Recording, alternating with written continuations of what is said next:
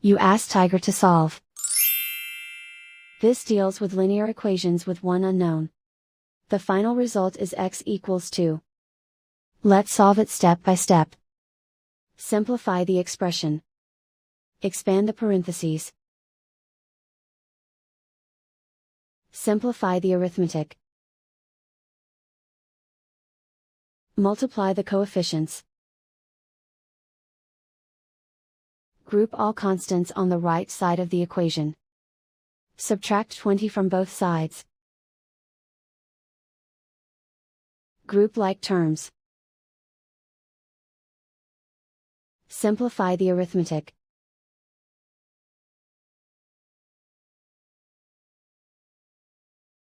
Isolate the x. Divide both sides by -15. Cancel out the negatives. Simplify the fraction. Cancel out the negatives.